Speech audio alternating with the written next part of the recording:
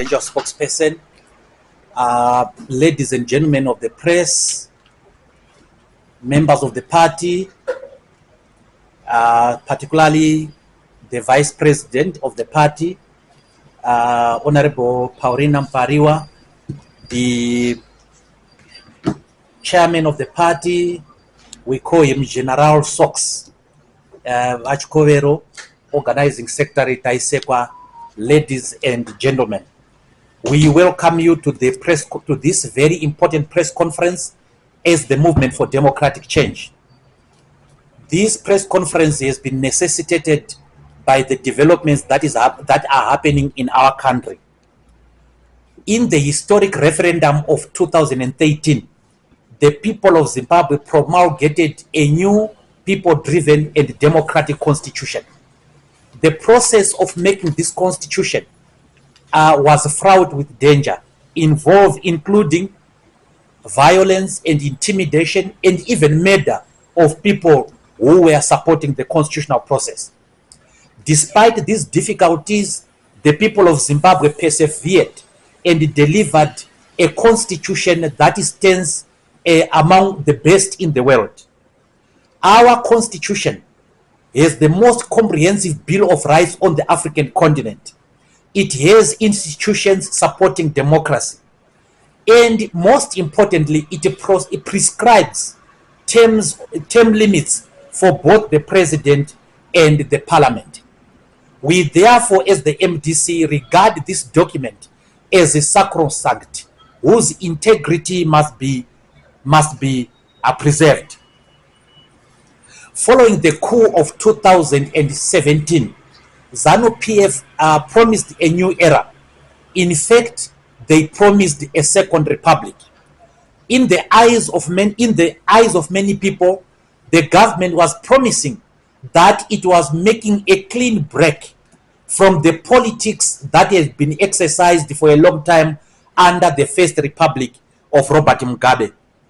We believed that they would uphold the principles of the rule of law, constitutionalism, and in particular, we believed that the president was going to safeguard the constitution. To our surprise, after the 2023 elections, some elements within Zanu Pf started advocating for the third term. And this third term was initially targeted at the president only. The president himself, Dr. Mnangagwa, initially distanced himself from the calls for the third term. But what has happened within Zanu Pf seemed to throw doubt on what the president actually meant. Reports also indicate that the opposition in parliament has now jumped onto the bandwagon for the calls for 2030. We as the MDC stand opposed to the calls for the extension of term of the president and of parliament. But before I go to the president, let me go to the process that led to members of parliament changing course and supporting the third term. And this happened in circumstances that we think are extremely humiliating and self-serving. And I want to remind us that the said members of parliament were invited for a party at State House. Number two, they were promised additional motor vehicles by parliament and better working conditions by parliament. Number three, they were invited to the president's farm in Kwekwe, at which place they then uttered that they were supporting the third term.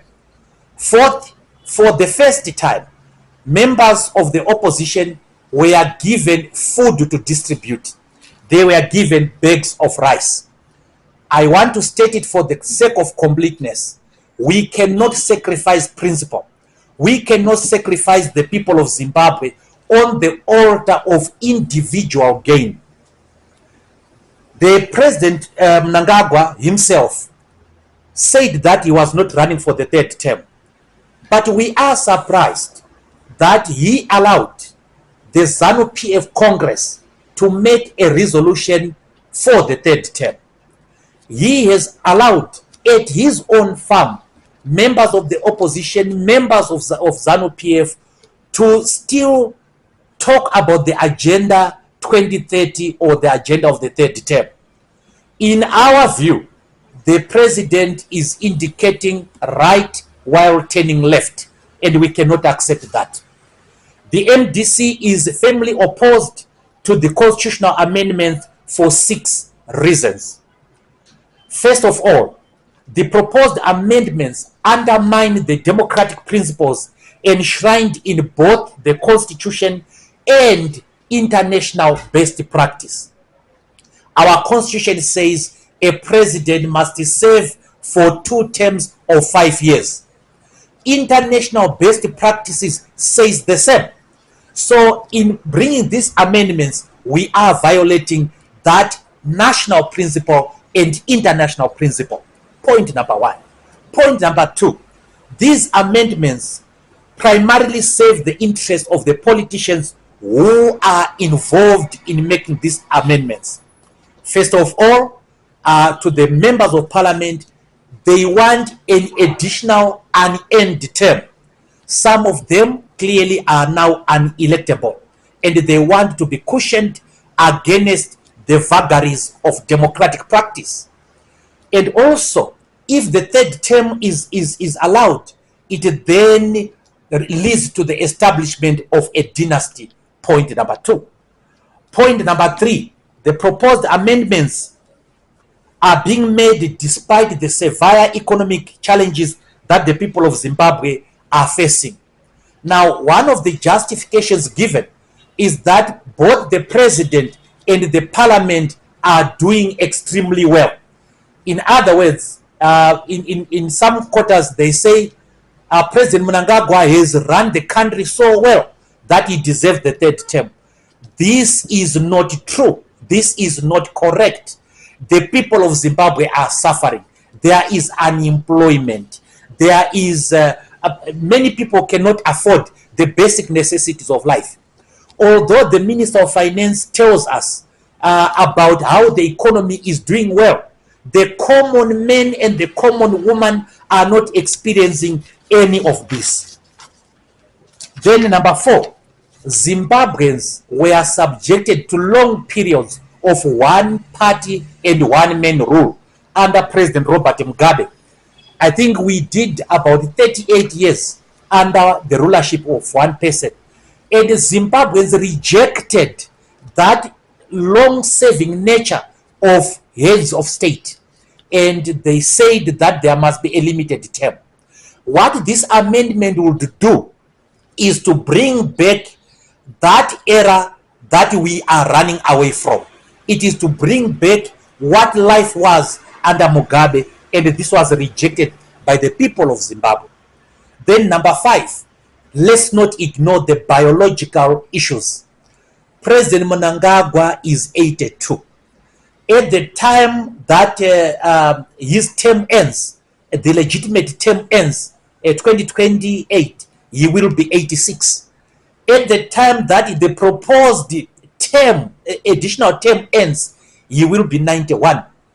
Why should Zimbabwe have that type of ruler? Zimbabweans never voted in the constitution that they wanted to be run by geriatrics. They never voted that they wanted a person to serve despite more terms, despite having served his term. Coming to President Mnangagwa, he was a key member of Mugabe's cabinet since 1980. Of course, he shares the successes and failures of the First Republic, and especially the consignment of the people of Zimbabwe to the poverty that they have been consigned to under at least the First Republic. He cannot escape blame. He and his colleagues in Zanu Pf cannot escape blame. Then number 2, President Mnangagwa took power in 2017 and completed part of Mugabe's term. Then he served another 5 years since 2018. He has been given another 5 years. I think he should be grateful. I think his family should be grateful. His party should be grateful. The people of Zimbabwe say there must be term limits, and term limits there should be. Now, Zimbabwe is under international isolation, which is point number 6. Zimbabwe is under international isolation. If we read those documents that establish the international isolation, Zidera, for example, and the comments by the Commonwealth, we find out that one of the reasons why Zimbabwe is under international isolation is the dearth of its democratic practices. What this amendment will do is it will cement Zimbabwe's image as a pariah state among the international community. Ladies and gentlemen, we all agree that Zimbabwe must rejoin the Commonwealth. The benefits of joining the Commonwealth are clear for all to see. The games for our sports people, developmental grants, favorable travel conditions, favorable business conditions, scholarships for our students. All these are benefits associated with joining the Commonwealth. And the Commonwealth has said that they are considering Zimbabwe's application, but they are concerned with this type of amendments. So if this amendment is put, Zimbabwe will remain under sanctions. Zimbabwe will not rejoin the Commonwealth. And we think this is selfish on the party of those people who are fighting for the third term. Ladies and gentlemen, Zimbabweans, regardless of their political persuasion, are suffering under the economic decline. We know that our people don't have jobs, don't have food. There is economic collapse, total economic collapse. There are social hardships that our people are going through, especially in the urban areas. We stand totally opposed as the MDC to the wanton demolition of people's properties. We stand opposed to the partisan distribution of food aid that is happening in the rural areas. We are a labor-based party. We take notice that the conditions of service of our civil servants leave a lot to be desired. Most of them cannot afford the basic necessities of life, be they civil servants and even private servants. Adding to that, the pensions are very, very poor, including the pensions of the war veterans. But to us of concern is the raising of the retirement age to 70. Very few people, very few workers will reach that age. And we think that this is unfair. Zimbabweans are being subjected to overtaxation.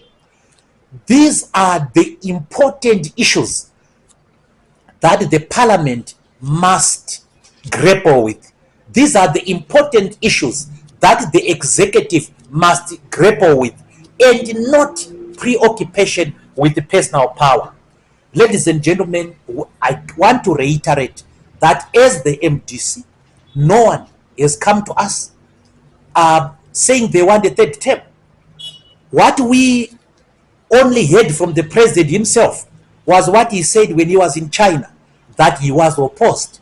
But we are worried about the developments coming from the opposition, coming from Zanu Pf itself, that the dangers of a third term are real. For that reason, we as the MDC are going to make preparations for a no vote during the referendum. We know that any extension of term will mean that there will be a referendum. In fact, in this case, there will be two referendums. The first referendum is a simple referendum on extension of term. Should term of office of the president be extended or not?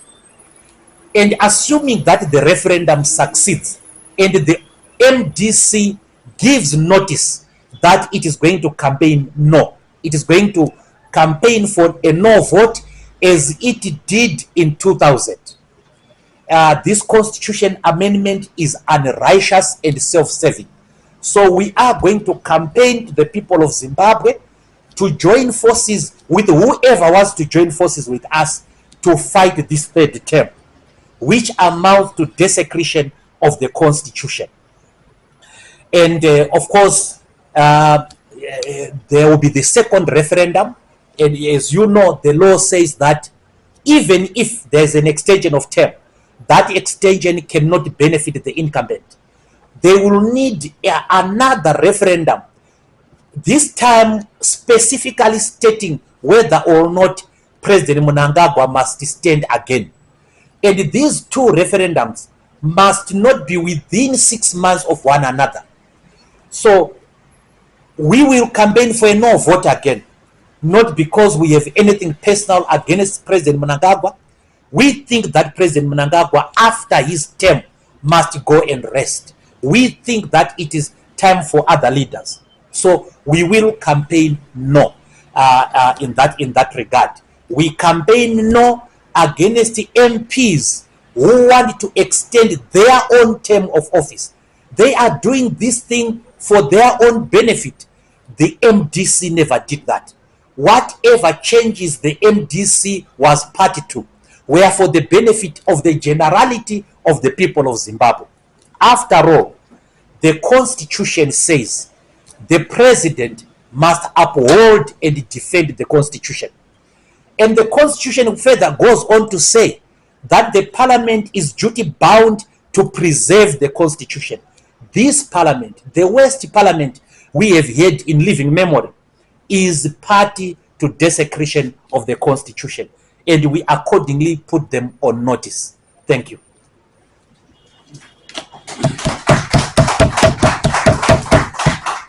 Thank you, President. Thank you, ladies and gentlemen. Welcome, my lady. If there are any questions, I think you state your name and the media also represent. We are starting from my right.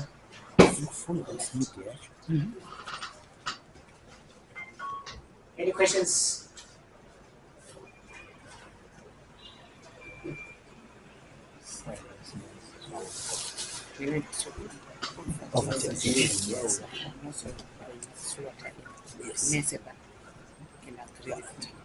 So silence means contentment. But let me just emphasize, I'm being reminded by our vice president. As you know, Vice President Mpariwa was the Minister of Public Service, Labor and Social Welfare. And before that, she was a member of the General Council of the Zimbabwe Congress of Trade Unions. There, she was also a member of the Commercial Workers Union, and so on. Now, she reminds me that Zimbabweans are some of the most taxed people on earth. There are a lot of taxes and so on, and we stand opposed to that. This is what this government and the parliament must grapple with, and not on the personal issues of extension of term. We will work with all progressive forces. We don't care whether they are from Zanu Pf, they are from the opposition, as long as they are opposed to the third term. We are duty bound as a people to preserve our Constitution, because this is the treasure that we are leaving to our generations, our future generations. Thank you very much.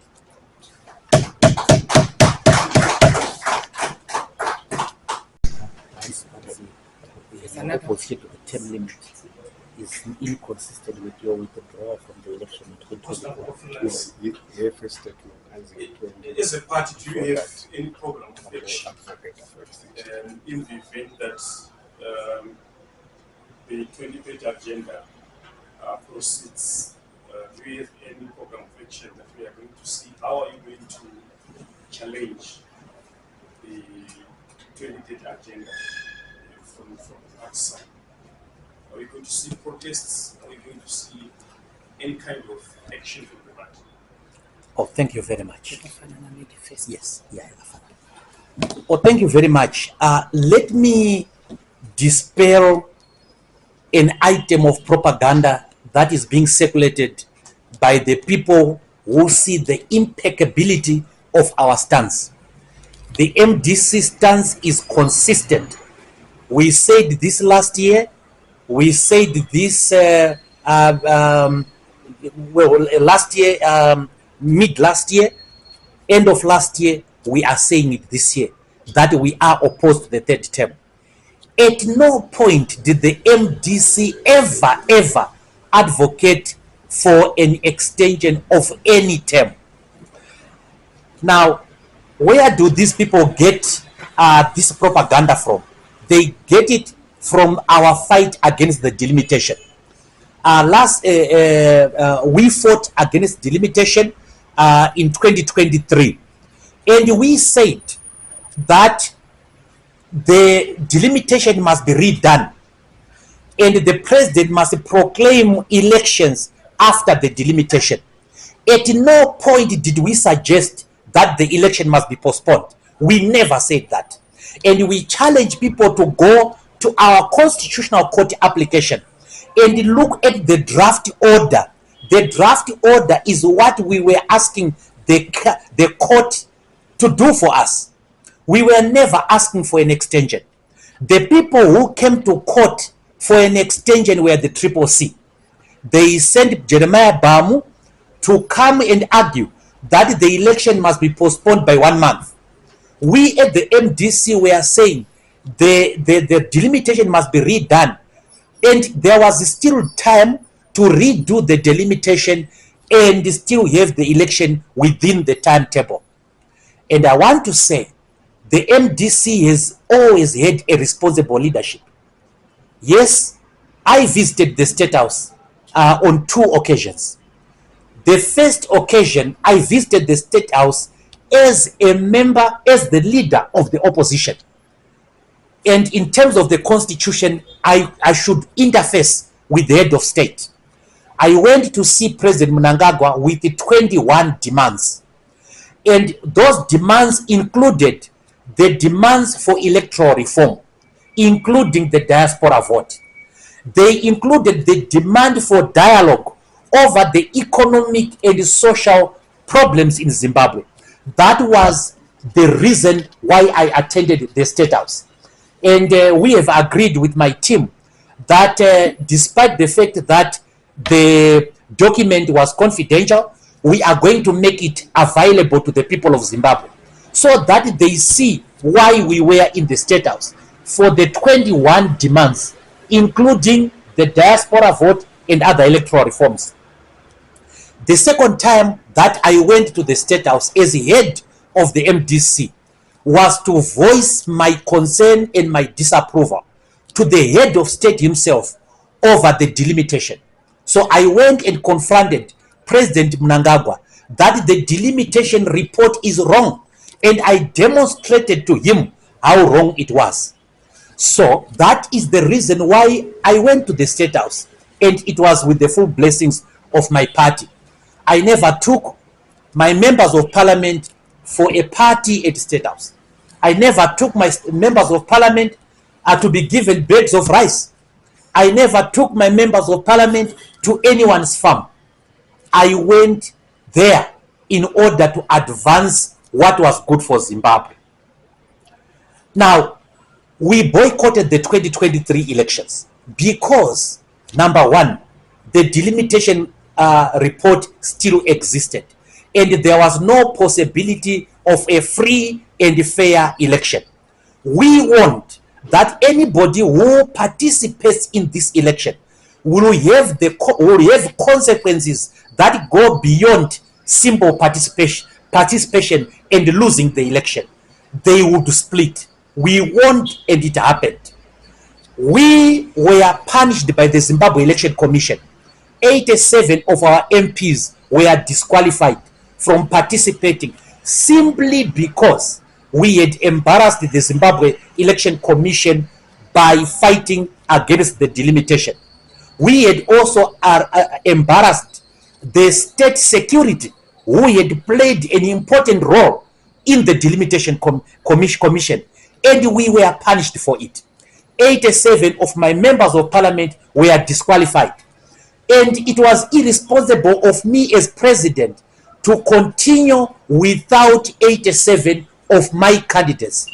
I was serious with taking power and running the affairs of the country. When you are president, you run the country via a parliament, via a cabinet drawn from parliament. Where was I going to draw my cabinet? Where was I going to draw people who were going to run my agenda? And therefore, just like Morgan Tsvangirai did in 2008, we made a principled decision to move out of the election. We let those who participated in the election deal with their mess. We never at any time said that our withdrawal from 2023 equals to endorsement for 2030. I don't see how the two match. They don't match. We were protesting against the delimitation and other malpractices.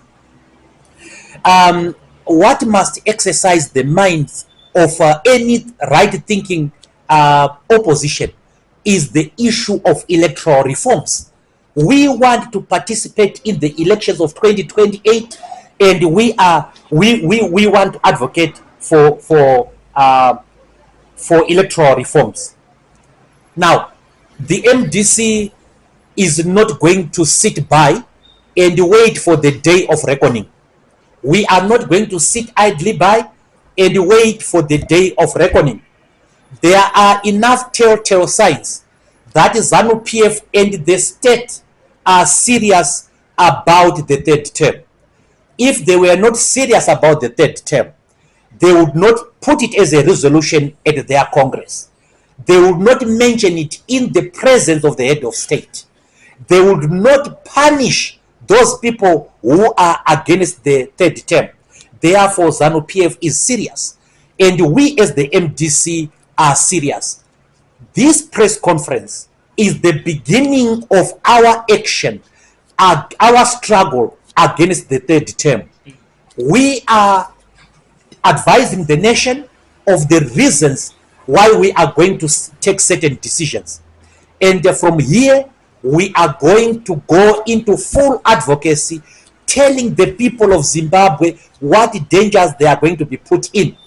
We are going to be approaching members of the opposition, other people in the opposition. We don't care what they've said about us. We don't care how they've reacted to us. What we care for is what is in the best interest of the people of Zimbabwe. So we are going to approach them to make them see light this time that there is a danger. We warned them of the danger of delimitation. They didn't listen. We warned them of the dangers of participating in 2023. They didn't listen. And what has happened, I hope, will make them listen. We are warning them of the dangers of the third term. The issue of the economic crisis that is happening, Rutendo, have to be addressed in a very holistic manner. So this is an area that requires everybody to participate, be it the opposition, be it the ruling party. That is why the MDC has said we are for dialogue to resolve the issues for the best interest of the people of Zimbabwe. The economic meltdown of Zimbabwe is beyond the capacity of one party, is beyond the capacity of Zanu Pf. Now, how can the economic crisis be addressed? Among other things, by removing the international isolation of Zimbabwe. Because of its international isolation, Zimbabwe does not have access to international credit. It does not have access to international markets. And therefore, it is unable to compete at the international stage. So if we embark on electoral reform, on a dialogue, we open up those nations who have embargoed Zimbabwe to say Zimbabweans are finding one another. We campaign to end the international isolation. We can also resolve our problems by simply joining the Commonwealth. As I have said, joining the Commonwealth opens markets, Commonwealth markets, We will have development grants coming to our industries. We will have scholarships for our students, removing the pressure on the parents. We will also have our athletes, because athletics, soccer, etc., sport is now a means of survival. They will be able to compete in the Commonwealth Games and earn a revenue. We can also improve our economy by being just to the diaspora. The people in the diaspora are bringing in a lot of money, but they are exercising obligations without rights. They are bringing money to Zimbabwe. The minister acknowledges it, but they are not being given the right to vote. So if those reforms are made, then you will see an automatic response of the economy. We stand available as the MDC to help this government, to help this government end the economic problems that are there. Certainly, over-taxation of people must cease. Already, I think, is it Triangle or Hippo Valley, one of the sugar estates, sent a notice a day ago or 2 days ago to say that they are going to retrench. Now, that is massive misery that is going to come. That company employs quite a lot of people. In other countries where big business was faced with collapse, the government stepped in to save the business and therefore save the jobs. We saw that in America under Obama. When that collapse was happening, the government came in and aided the businesses. So this government can still do it. I know, of course, that you will ask where the government will get the money. There is no country which has more money, I think, than Zimbabwe, because Zimbabwe has any mineral in the world, plenty of gold, diamond, tin, platinum, liquid natural gas. Now in Zarabani we have that, but it is lithium, but it is in the hands of few people. So we need to resolve the distributional issues. So we have a lot of ideas to share with this government. Our program of action, I think it tallies with Chengeto's question. I think our program of action, Rotendo's question, our program of action is going to be rolled out.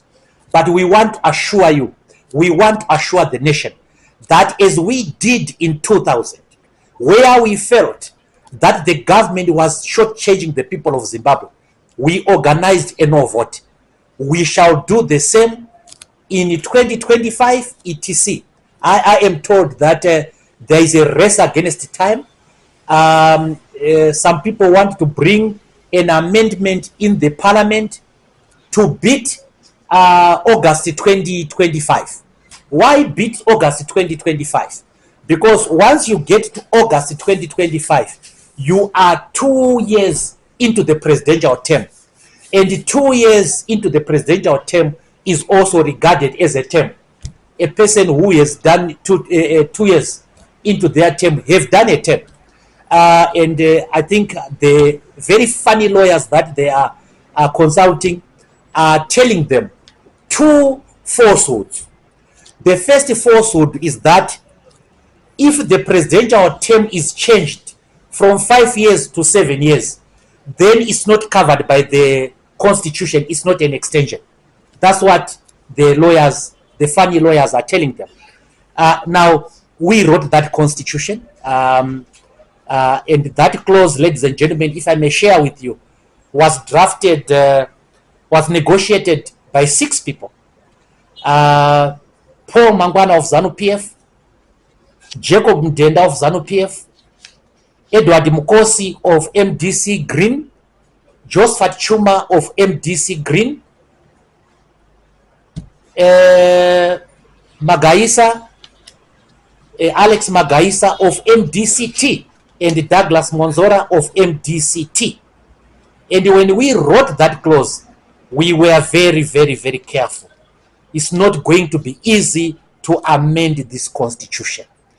And when we say extension of term, if a term was 1 year, and you make it 1 year, 6 months, you have extended it. You have extended the elastic band. That's an extension of term. So we don't know where these lawyers are getting this from, but we stand ready to litigate. We stand ready to demonstrate. We stand ready to advocate to the people of Zimbabwe. So regarding the method we are going to use, we will follow the teachings of Vladimir Lenin. And Lenin said in his article, Guerrilla Warfare, and I quote, "There is no prescribed method of struggle. Every method will depend on the circumstances that exist at that point in time." So what we are going to do, what we are going to employ as the MDC is going to be determined when we start playing the game. But as the MDC, we have already started. We are conscientizing our people. And we are not going to engage in violence. We are not going to engage in anything unlawful. We are going to act in the four corners of the Constitution. Thank you. Another round. Anyone